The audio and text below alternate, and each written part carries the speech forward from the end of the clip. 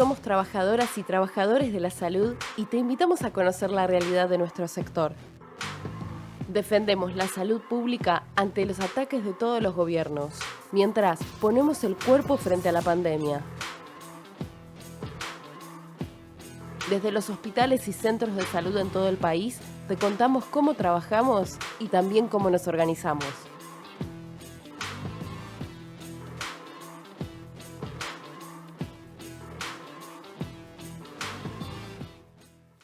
Muy buenas tardes, este es el programa Primera Línea, el programa de salud de La Izquierda Diario. Mi nombre es Bárbara Acevedo, soy enfermera del Hospital Garrahan y me acompañan Eugenia Córdoba, estudiante de Medicina, y Melina Michniuk, concurrente del Hospital Piñero. ¿Cómo están, compañeras? Bien, muy bien, Bar. Contenta de estar en este primer programa con ustedes. ¿Vos, Euge, cómo estás? Bien, también muy contenta de este lanzamiento y quería darle la bienvenida a todos los que nos están viendo hoy.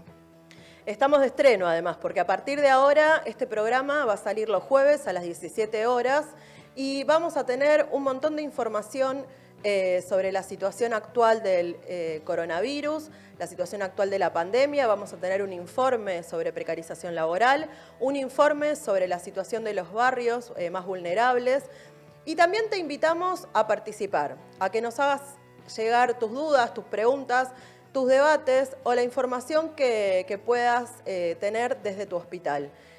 ¿En qué redes nos pueden escribir, Meli? Miren, nos pueden escribir en Twitter, Facebook, Instagram, que aparece ahí en pantalla, y si no también nos pueden mandar mensaje de texto al 1554-978868. Texto, WhatsApp, Telegram, más moderno todavía. Buenísimo, esperamos ahí los mensajes de todos ustedes.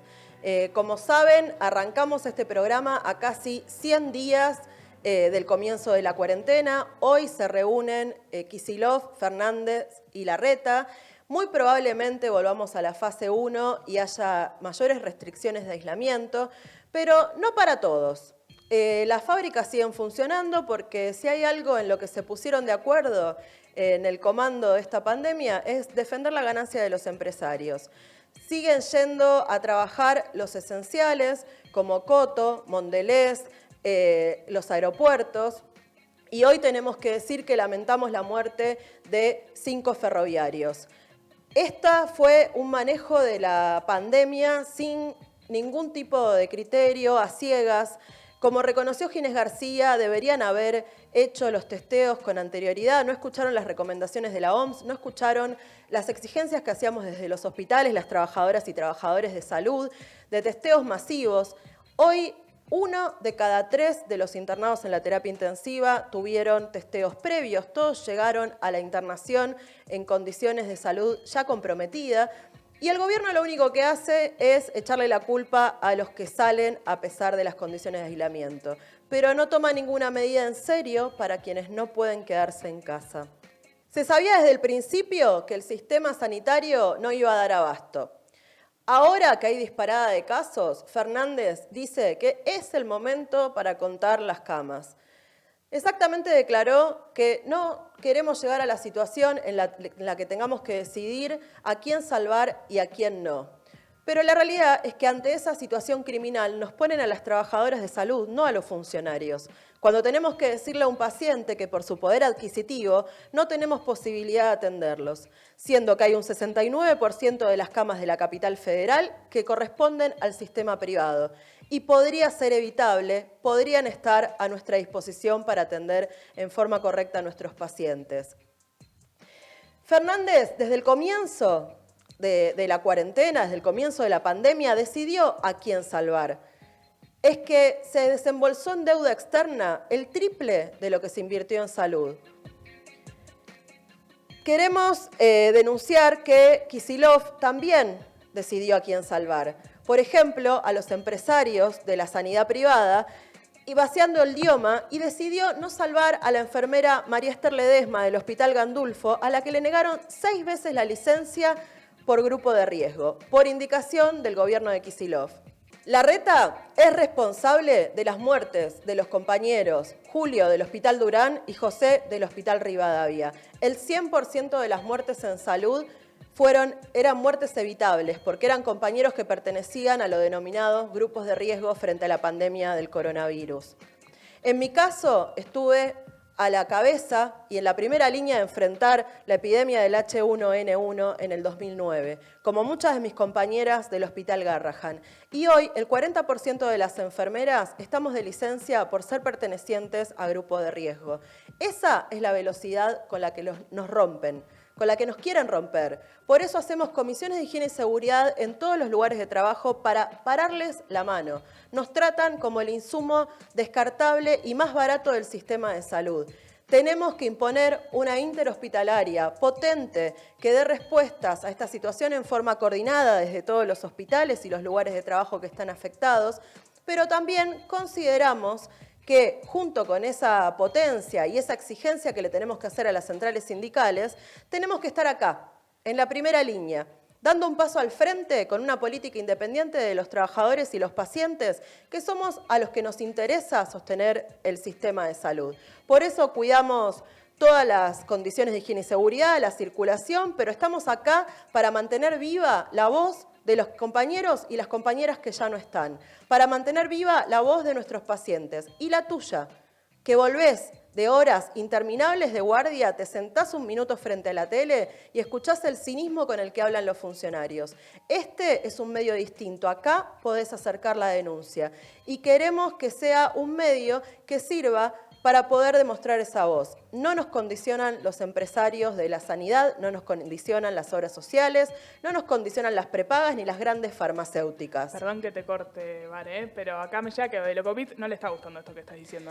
Y cuán orgullosa estamos de que a Velocopit, dueño de Swiss Medical, un multimillonario, no le guste lo que estamos diciendo. Es uno de nuestros objetivos. Sí, encima el cara rota cobró el ATP como si necesitara ayuda. Parece que Alberto puso a pleno el GPS de los empresarios. Parte del GPS de Alberto es negar o ocultar o no tomar nota de los datos que eran importantes desde el principio de la pandemia, como la cantidad de camas, que las quiere contar ahora. El 70% de las camas de terapia intensiva ya están ocupadas. Eso era algo que veníamos previendo desde los trabajadores de salud que no fuimos escuchados. Ginés, ¿cuánto duró? ¿Unas horas? Amagando con que iba a unificar el sistema de salud, iba a declarar toda la infraestructura como utilidad pública. Habiendo camas de lujos, nosotros estamos atendiendo a nuestros pacientes en hospitales de campaña improvisados, como en la capital federal, las famosas UFU, las unidades febriles de urgencia. Son carpas y containers con baños químicos donde no se pueden cumplir ningún tipo de medida de seguridad. Nuestros pacientes y nosotras pasamos frío y no se puede atender a nadie en forma digna en esas condiciones. Si se pusieran todos los recursos a disposición de que pudiésemos distribuirlos en función de las necesidades clínicas de nuestros pacientes y no de su poder adquisitivo, esta situación no sería tal. Vamos a estar desarrollando todo este debate, acercándoles esta información, vamos a estar entrevistando especialistas, pero ahora nos vamos a un corte y no te vayas porque seguimos con este programa Primera Línea.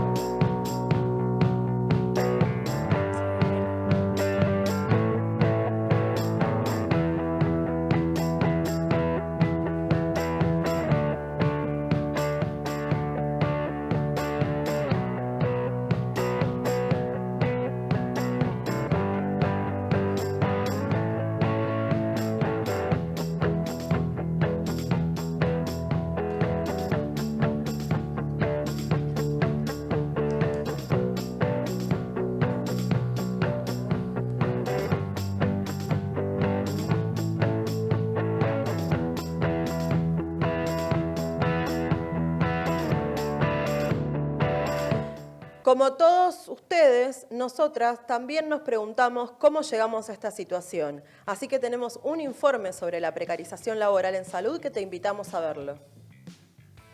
En la salud no es un hecho reciente. Avanzó en los años 90 y pasó por todos los gobiernos posteriores. Menem lo hizo. Aprobó el proyecto de reforma del sistema de salud. 1.153 hospitales pasaron a ser de autogestión, es decir, privados, con pago directo de los pacientes y de las obras sociales. Con esta reforma en la salud, lograron el cometido del Banco Mundial: vaciar los hospitales públicos y precarizar a sus trabajadores. ¿Fue solo Menem? No, tuvo la ayuda de quienes lo siguieron. En el marco de la emergencia sanitaria se implementó el Plan Médico Obligatorio para las obras sociales y prepagas, que garantizaba solo un paquete mínimo de prestaciones. Para ese entonces, los hospitales públicos ya se caían a pedazos y no había insumos. En el 2004, Néstor Kirchner aprobó el Plan Federal de Salud. El plan garantizaba solo un paquete de prestaciones y medicamentos básicos en forma gratuita. La cobertura universal de la salud, aprobado por el gobierno de Macri, achicó aún más el paquete de prestaciones gratuito y a su vez aumentó la precarización de los trabajadores, extendiendo la contratación con monotributo. Entonces, ¿cómo se sostiene el sistema de salud? El ministro de Salud actual y los funcionarios de turno, si de salud se trata, hacen promesas en campaña y durante su gobierno solo los atacan.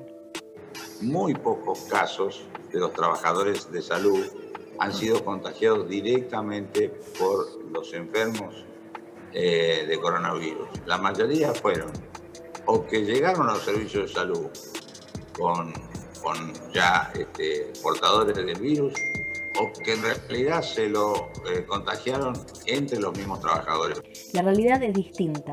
En la década de los 90, el trabajo negro en la salud creció a una proporción altísima, alcanzando el 45% para el conjunto de los profesionales del sector. Si bien este índice disminuyó al 21% entre el 2002 y 2013, aumentó la contratación precaria en ambos sectores. Un ejemplo claro es el Hospital Posadas, donde el 90% de las y los trabajadores tienen contratos precarios, o sea, de planta transitoria o temporales, y muchos son monotributistas. Trabajan en más de una institución. Trabajan en promedio 52,2 horas semanales, casi 11 horas por día, si trabajan 5 días a la semana. Las y los residentes que salieron a enfrentar la contrarreforma de Larreta el año pasado, que los quería precarizar aún más, denunciaron que trabajan jornadas incluso más altas, con guardias de hasta 72 horas seguidas. La sobrecarga horaria y la rotación afecta muchísimo la salud de quienes nos cuidan. Es por esto que existen altos índices de accidentes laborales, problemas físicos y psicológicos entre las y los trabajadores. Todo esto no pudo ser posible sin la colaboración de los que dirigen los sindicatos. Ellos están en cuarentena siempre, cuando se trata de defender nuestros derechos. Pero por más que nos pongan barbijos, no nos vamos a quedar callados. Bueno, como vimos, con o sin Ministerio de Salud, el vaciamiento y la fragmentación del sistema de salud viene hace décadas. También, como vimos, los dichos de Ginés García siempre son más prepotentes con los trabajadores que con los multimillonarios del sistema privado de salud. Es por eso que este sábado 20 nos juntamos con 800 trabajadores y trabajadoras de distintos lugares y también de muchos hospitales. Y una de las resoluciones que votamos es impulsar comisiones de higiene y seguridad en todos los lugares de trabajo y exigir lanzar una campaña por la unificación del sistema de salud, por su centralización bajo la égida del Estado y bajo control de los trabajadores y usuarios. Bueno, Euge, ustedes estuvieron como parte de la red de precarizados en esta reunión. Sí, Bar, sí, estuvimos y la verdad que me parece que fue un paso muy importante para unirnos nosotros, ¿no? Me quedo pensando en esto de lo que se votó, de la centralización de la salud. Yo creo que es muy importante porque la verdad es que se tienen que poner todos los recursos a disposición de la pandemia, tanto los públicos como los privados. Y nosotros lo estamos diciendo posta, en cambio, no sé, Ginés, con esta casi centralización que hizo, más bien no. Duró un par de horas, sí. El amague. La verdad que sí. Sí, aparte el sábado se mostró la juventud que somos, una juventud ultra precarizada. Estuvieron trabajadoras domésticas, estuvieron trabajadoras de los call centers, de las comidas rápidas, de las apps también, y también estuvieron los tercerizados que forman parte de la limpieza de los hospitales todos los días. Así que me parece que estuvo muy bueno. Y además, este sábado 27, a las 16 horas, vamos, desde la Juventud del PTS, estamos convocando a una asamblea de universitarios y terciarios, porque nosotros también sabemos lo que es vivir esta crisis, sabemos lo que es atenderse de la salud pública, nos está golpeando también la crisis económica, y queremos tomar el ejemplo de los trabajadores que están buscando mil y una formas para organizarse, están pensando cómo hacer, y creo que nosotros como estudiantes también podemos jugar un rol hoy en día, y me parece que la unidad de estudiantes con los trabajadores es una zarpada potencia para enfrentar esta crisis. Gran potencia, y además ustedes hablan de primera mano sabiendo lo que viven día a día y todas las condiciones en las que están. Sí, la verdad que sí. Yo el otro día me acordaba cuando decidí estudiar medicina que había una onda de, bueno, vas a cambiar el mundo, vas a ser re importante, vas a salvar vidas, y la verdad que hoy todos nos damos cuenta que vamos a estar ultra precarizados en hospitales que se están cayendo a pedazos, y obviamente una demanda muy, muy importante, ¿no? Y no solo cuando empecemos a trabajar, sino que hoy en día también nos están intentando precarizar. Hace unos días el gobierno, junto con el Centro de Estudiantes y el Rectorado de la UBA, empezó a pretender que los estudiantes de los últimos años que tienen que hacer las prácticas obligatorias vayan a trabajar sin capacitaciones, sin elementos de protección personal y gratis, que es algo recontra loco, ¿no? O sea, como nos están mandando como carne de cañón porque no quieren invertir un solo peso en la salud, y no sé, me parece la verdad a mí tremendo. Y mismo los estudiantes, digamos, desde un primer momento de la cuarentena estábamos viendo cuál era la situación mundial en Italia, en España, y desde un primer momento dijimos que necesitábamos capacitarnos y estar en la primera línea junto con los trabajadores de la salud, porque sabíamos que podíamos jugar un rol, ¿no? Y no nos dieron bola. Y bueno, ahora volvemos a exigir que nos capaciten, queremos jugar un rol, la verdad. Y también opino que todos esos pibes que ya tienen el título en la mano tienen que entrar ya en los hospitales. Claro, por problemas burocráticos, con la falta que hace que entren a los hospitales y con la disposición que tienen. Tendría que ser ya. Sí, la verdad que es tremendo la situación, y la verdad como estudiante, digamos, es un privilegio estudiar hoy en día. Es un bardo mantenerte en la carrera con laburos que son ultra precarizados. No sé, muchos de nosotros tenemos que laburar un montón de horas, y somos parte también de esa juventud que le están rebajando el sueldo, que nos están despidiendo, y más en esta situación que, no sé, tenés clases virtuales, te tenés que conectar, capaz, no sé, muchos de mis compañeros, por ejemplo, están pensando en abandonar, o mismo ya abandonaron porque no tienen computadora, porque no tienen wifi. Entonces la verdad que es un bardo seguir así, y no se puede más, ¿no? Y la verdad, con todo lo que está pasando, lo que deberían hacer realmente es invertir en capacitarnos, como lo venimos exigiendo desde un primer momento, como les estaba contando, para que nosotros podamos jugar un rol, podamos estar en la primera línea y coordinar con los trabajadores. Pero las prioridades, evidentemente, como demuestra la realidad, son otras, ¿no? Algo sí que me parecía muy importante para remarcar y que está estallando, digamos, en el mundo, es esa juventud que se está levantando. O sea, nos estamos levantando, estamos cuestionando lo que está pasando, y no estamos dejando que pase como agua todo esto, ¿no? La verdad que la juventud nos estamos rebelando y tomamos, digamos, el ejemplo, por ejemplo, de las residentes y los concurrentes del año pasado acá en la Argentina, y también hoy en día en todo el mundo los trabajadores de la salud están también en primera línea con la juventud, que hoy en día nos estamos parando para decirle basta a todo esto. Es una juventud que nos estamos parando contra el racismo que mató a George Floyd, contra el imperialismo y contra todas esas empresas que matan a sus trabajadores, como Franco Almada acá en la Argentina, por el quien pedimos justicia también, y contra toda esa precarización que nos quieren imponer, ¿no?, de nuestra vida. Sí, en Estados Unidos, en Argentina, en todo el mundo, como decís, Euge, nos levantamos porque nuestras vidas importan. Sí, totalmente. Bueno, acá en la Argentina nos estamos organizando a través de la red de precarizados porque decimos basta, porque queremos que nos dejen de precarizar y porque estamos peleando por nuestros derechos, la verdad. Y nos parece algo que es ultra importante. O sea, yo opino que es por acá, es organizándonos y la verdad es que todos nosotros somos esenciales. Seamos de planta, seamos contratados, seamos tercerizados, todos nosotros somos esenciales, entonces opino que es por este lado y el otro día me quedaba pensando un poco de esto, estaba viendo un video, una intervención en el Hospital Rivadavia de una enfermera, Claudia, que me gustaría que lo veamos para que lo vean. A mí la verdad me conmovió un montón.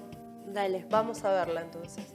Somos los trabajadores de la salud y todos los trabajadores de la salud, no solo los que estamos en planta permanente, los pibes de limpieza que andan pidiendo por favor un barbijo, que no les dan nada, que los mandan a la sala de infectados sin nada y los pibes nos piden a nosotros las enfermeras. Basta de toda esta situación. Todo el personal tiene que pasar a planta permanente y gozar de plenos derechos laborales en este hospital. ¡Vamos! Y basta de que los gremios nos dividan entre ATE y Subtelva. Necesitamos un solo gremio, porque tenemos que ir al paro de todos los hospitales, porque necesitamos todas las camas disponibles, todos los respiradores y todos los insumos. Basta de salud para ricos y otra para pobres. Hay camas confortables en las clínicas y nosotros terminamos en una carpa cuando ponemos la vida cuidando a nuestros pacientes. Basta de todo esto, compañeros. Somos los La piel de gallina, la verdad, te dejan las palabras de Claudia. Y lo que pasó en el Rivadavia, lo que pasa en el Durán, es el ejemplo más cruel del maltrato y de la falta de cuidado hacia los trabajadores de la salud, hacia nuestros compañeros, que es lo que vemos todos los días. Pero por eso también nos empezamos a organizar, porque ante la acuciante situación que estamos atravesando hoy en el sistema de salud y que también se empieza a ver en los barrios cómo afecta la pandemia, tenemos que dar respuestas. Los invitamos, si se quieren quedar un ratito más, último bloque, ya venimos después del corte y seguimos hablando de estas cosas.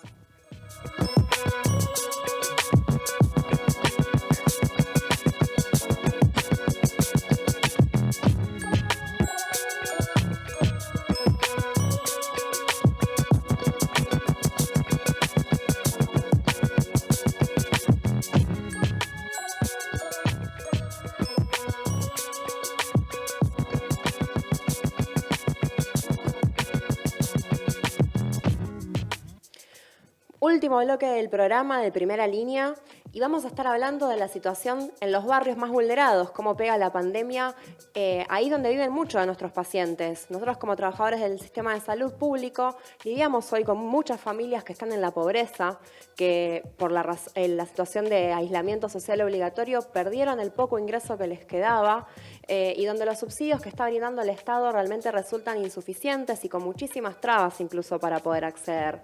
Pero ustedes capaz se preguntan por qué estamos hablando de esto, porque para nosotras en este programa la salud se piensa de una forma integral. No podemos pensar la salud cuando hay familias que viven hacinadas en barrios donde hay 6 quizás en una misma habitación porque no hay más espacio en la casa, porque incluso a veces no hay ni agua potable, como contaba Ramona de la Villa 31, o donde falta el alimento, que es uno de los principales reclamos que se escuchan hoy en el Bajo Flores. Y nosotros, por ejemplo, desde el Hospital Piñero nos solidarizamos con ellos, con nuestros pacientes y sus familias. Hicimos un corte de calle y todo en común, porque entendemos que la salud sin comida, sin agua, sin alimento y sin vivienda digna no es posible. No hay ninguna prevención posible de la pandemia del coronavirus sin esas condiciones mínimas garantizadas. Y además queremos hacer una mención especial a los protocolos que aplicaron en los barrios, porque realmente fueron desastrosos. El programa Detectar, del que tanto se jactan desde Nación y desde la capital, llegó tardísimo a los barrios. La cuarentena se dictaminó el aislamiento obligatorio el 20 de marzo y recién el 5 de mayo empezaron a poner un pie en la Villa 31 con el plan Detectar y recién ahí empezaron después a ir al resto de los barrios. Desde entonces muchísimos contagios empezaron a crecer y la cantidad de muertos también. Muertos que eran evitables y por eso decimos que son un crimen social. Los invitamos a ver el informe que preparamos con la producción.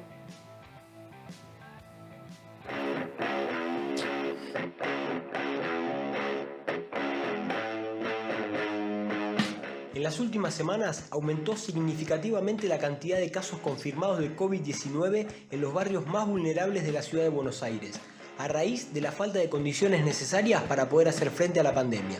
Uno de los casos más relevantes fue la muerte de Ramona Medina, referente de la Garganta Poderosa. Ella fue una de las primeras en reclamar la falta de agua potable en el barrio Carlos Mujica, así como también el hacinamiento en el cual vivía. Al crimen social de Ramona se suman las muertes de Víctor Giracoy, que llevaba adelante el comedor Estrella de Belén desde hacía 25 años, y Agustín Navarro, referente de Barrios de Pie y coordinador de un merendero en el barrio. Desde el comienzo de la cuarentena, desde el Frente de Izquierda planteamos que una cuarentena hacinada y militarizada no podía ser la única respuesta para los barrios más humildes. Luego pudimos ver en conferencia nacional cómo Fernández planteaba junto a Larreta y Kicillof que la mayor cantidad de contagios se centraba en los barrios populares del AMBA. Una concentración del conflicto muy clara en los barrios populares. Esos son barrios que viven en situaciones difíciles. Mucha gente en muy poco espacio. Nos preguntamos, ¿por qué no actuaron antes? En la ciudad de Buenos Aires el contraste es escandaloso. El Instituto de la Vivienda de la ciudad, junto a 10 organizaciones y organismos estatales, publicó el año pasado un informe que determinó que el 9,2% de los inmuebles residenciales no están habitados en la ciudad. Es decir, existen 138.328 viviendas ociosas. En esta publicación se determinó que las viviendas ociosas se encuentran principalmente en las comunas 1, 2 y 13, donde se encuentran los barrios de San Nicolás, Puerto Madero, Palermo, Recoleta, entre otros. Mientras que en la zona sur, es decir, en las comunas 4, 8 y 9, donde tenemos barrios como Parque Avellaneda, Liniers, Mataderos, Villa Lugano, Villa Soldati, son los que presentan mayores situaciones de ocupación. Mientras hay viviendas vacantes, en los barrios más populares el hacinamiento y la falta de acceso a servicios es moneda corriente.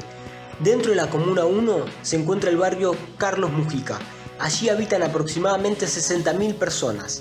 Esta realidad se repite también en la Villa 2124, donde viven aproximadamente 50.000 personas, y en el barrio Richardelli del Bajo Flores, con una población de 40.059 personas, con un promedio de 6 personas por vivienda. Es importante destacar que además del problema del hacinamiento, solamente para el año pasado se habían contabilizado que 7.251 personas vivían en situación de calle. Esta población también está sufriendo en primera persona la desidia del Estado.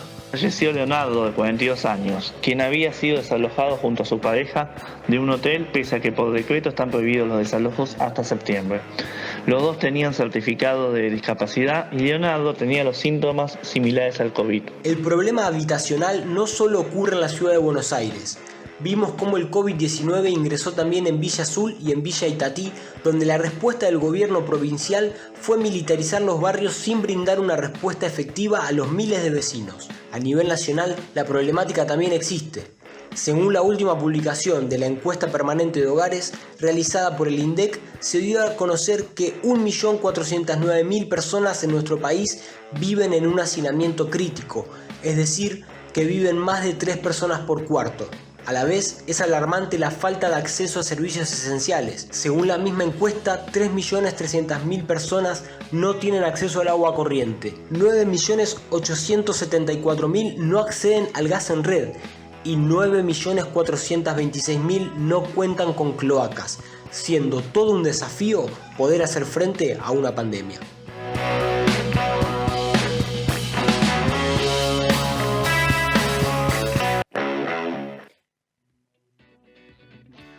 Los compañeros sobre la situación en los barrios, y la verdad que solo queda agregar que desde el Frente de Izquierda se presentaron distintas iniciativas para intentar dar respuestas ante esta situación, como por ejemplo que todas esas viviendas ociosas pasen a estar a disposición de las personas que lo necesitan para enfrentar esta cuarentena como corresponde, y que no estén ahí juntando polvo. O incluso han presentado proyectos Nicolás del Caño y Romina del Pla para que haya un impuesto a las grandes fortunas y que con toda esa plata que se recaude se puedan hacer planes de vivienda digna, o incluso brindar un salario de emergencia de 30.000 pesos para los que lo necesiten. Sobran los motivos para que se implementen, pero todavía no se ha hecho. Y a propósito de lo que decís, Meli, hay 2 proyectos importantes también presentados por las bancas del PTS en el Frente Izquierda. Uno es en Provincia de Buenos Aires. Lo presentó Claudio L. Carbonara, diputado del PTS en el Frente Izquierda, y es para las licencias automáticas de los grupos de riesgo, algo que Kicillof, como mencionábamos antes, está negando. Y el de Alejandrina Barri, legisladora porteña del PTS en el Frente Izquierda, por la centralización y unificación del sistema de salud y por las licencias automáticas para todos los trabajadores. 2 cosas que no escucharon antes. Para nada. 2 cosas muy importantes que si hubiesen escuchado antes, no estaríamos lamentando compañeras y compañeros muertos. Bueno, este es un programa que nos tocó hacer en una situación difícil, pero estamos muy contentas de haber armado este equipo y de haber tomado la posta en esta iniciativa. No sé cómo la pasaron ustedes en este primer programa, pero bueno, recordarles un poco a todos los que nos están escuchando que si mostramos esta realidad es para transformarla. Queremos luchar porque la salud sea un derecho universal para todos y no un negocio multimillonario para pocos como es ahora. Entonces, este medio lo hacemos entre todos, te pedimos que lo compartas con tus amigos, con tus familiares, que lo difundas en tus lugares de trabajo, que te conectes con nuestras redes, con el Facebook, con el Instagram y todo lo que vimos recién, para poder competir contra los millones de los empresarios. Nosotros competimos y los enfrentamos con fuerza militante. Y vos sos parte de eso y es fundamental. Los esperamos en el próximo programa y muchas gracias por habernos acompañado hasta acá. Chao, compañeras. Adiós, muchas gracias. Chao, buenas tardes.